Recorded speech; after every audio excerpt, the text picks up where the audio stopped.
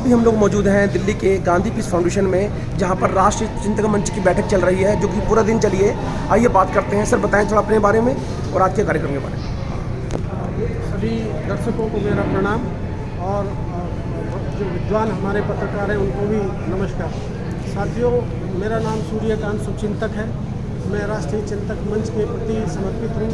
ये मैंने इसको स्थापित किया है अब से 10 साल पहले 2014 में, और अभी मैं 10 साल से इसके लिए काम कर रहा हूँ।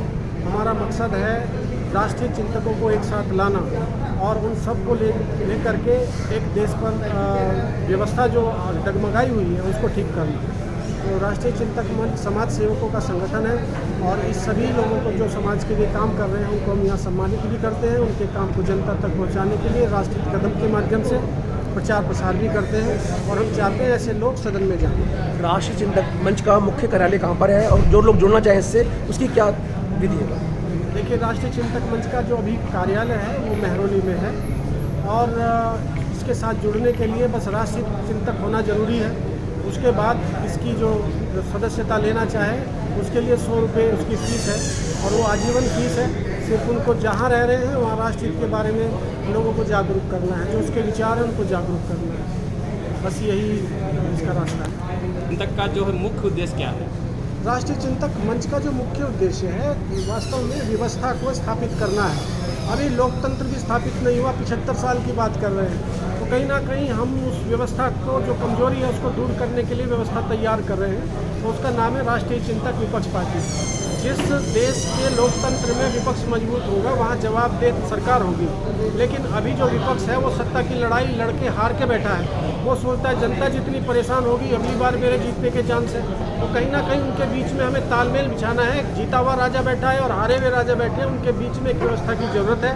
वो राष्ट्रीय चिंतक विपक्ष के माध्यम से हम पूरा करेंगे।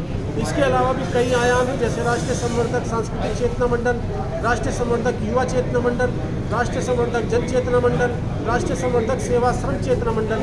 तो ये सभी क्षेत्र जो अगर हमें सर्वांगीण विकास के लिए काम करना है तो सभी क्षेत्रों को हमें तैयार करना होगा और उसमें काम करने वाले लोगों को और मजबूती देनी होगी, आगे बढ़ाना होगा और नए युवाओं को उसमें लगाना होगा।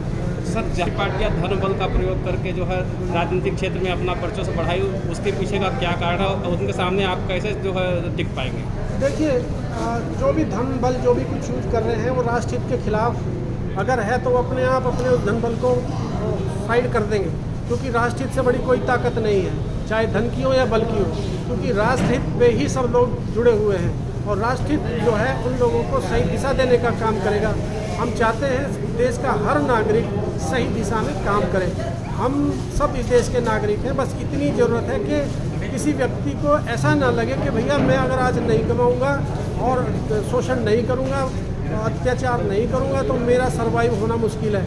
कम से कम हमें ऐसा एश्योरेंस सरकार के माध्यम से मिलना चाहिए कि हमारा बुढ़ापा भी आराम से कटेगा और जवानी में हमें मेहनत करनी है, उसके मौके मिलेंगे। और बचपन में शिक्षा चाहिए, शिक्षा के लिए व्यवस्था आपको सबके साथ मिलकर के समानता के आधार पर मिलेगी। ऐसी व्यवस्था अगर देश में हो जाए तो ये देश जो है कभी भी पीछे नहीं रहेगा। धन्यवाद।